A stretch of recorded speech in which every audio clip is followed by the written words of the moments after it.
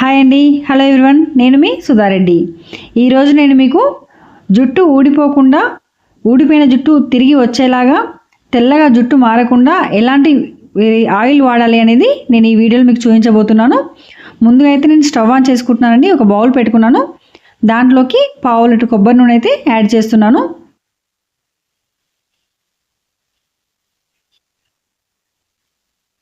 దీంట్లోకి ఈ ఆయిల్ కాకుండా కట్టె గానుగల దగ్గర దొరికే ఆయిల్ కూడా వాడొచ్చండి. దీంట్లోకి నేను ఆన్లైన్లో బుక్ చేశానండి బేసిల్ సీడ్స్. వీటి వల్ల హెయిర్ గ్రోత్ బాగా ఉంటుంది, హెయిర్ కూడా నలుపుగా మారుతుందండి. 100 గ్రాముల బేసిల్ సీడ్స్ ఆయిల్లో నేను యాడ్ చేస్తున్నాను. స్టవ్ మాత్రం లో ఫ్లేమ్లో పెట్టుకోవాలండి. ఈ ప్రాసెస్ అంతా కూడా లో ఫ్లేమ్లో జరగాలి. దీంట్లోకి 100 గ్రాముల మెంతులు యాడ్ చేస్తున్నాను. దీనివల్ల హెయిర్ రీగ్రోత్ స్టార్ట్ అవుతుందండి. దీంట్లోకి ఒక ఆనియన్ యాడ్ చేస్తున్నాను. మీడియం సైజ్ ఆనియన్ తీసుకున్నానండి. ఈ ఉల్లిపాయ వల్ల స్కాల్ప్లో ఉండేటువంటి బ్యాక్టీరియా అంతా కూడా రిమూవ్ అవుతుంది.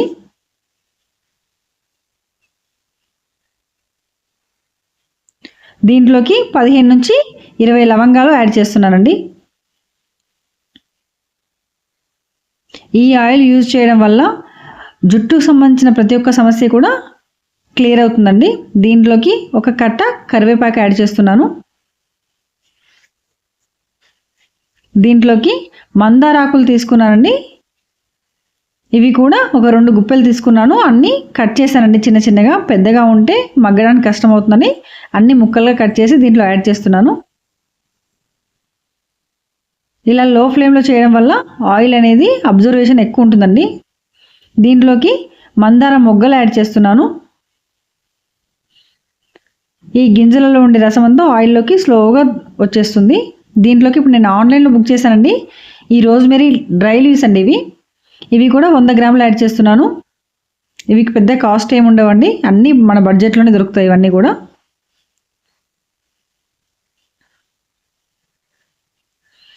చూడండి, ఆయిల్ అయితే కొంచెం కొంచెంగా కలర్ చేంజ్ అవుతుంది. దీన్ని మనం మూత పెట్టి మగ్గించుకుందాము. చూడండి, చాలా వరకు సగానికి పైగా మగ్గిపోయింది. దీంట్లోకి నేను 100 గ్రాముల ప్యూర్ ఆమ్లం అయితే యూజ్ చేస్తున్నాను. మీకు ప్యూర్ ఆమ్లం కావాలంటే కట్టె గానుగల దగ్గర దొరుకుతుందండి. మెడికల్ షాప్లలో దొరికే వాటిలో కెమికల్ కంటెంట్ ఉంటుంది. సో దానికంటే కూడా మనం ఇలా వాడుకుంటే చాలా బాగుంటుంది.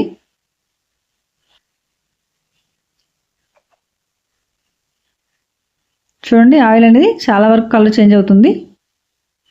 దీన్ని మూత పెట్టి మనం కాసేపు మగ్గించుకుందాము. చూడండి, నేనైతే ఒక 1 అవర్ పాటు ఇలా లో ఫ్లేమ్లోనే మగ్గించానండి. ఇలా మగ్గడం వల్ల మొత్తం ఇదంతా కూడా నలుపుగా మారిపోవాలి. అప్పుడే ఆయిల్లోకి రసం అనేది మొత్తం దిగుతుందండి. సో చాలా వరకు వచ్చేసింది, almost అయిపోవచ్చిందండి.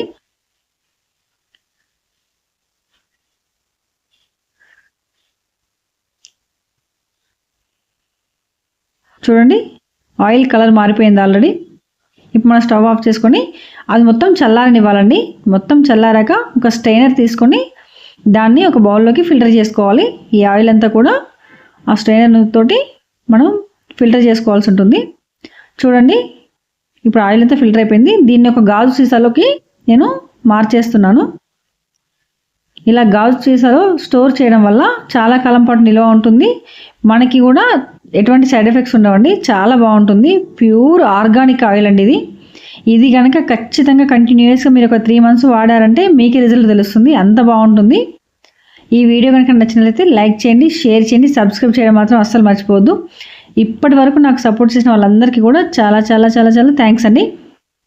Thank you so much. Thank you for watching అండి. బాయ్.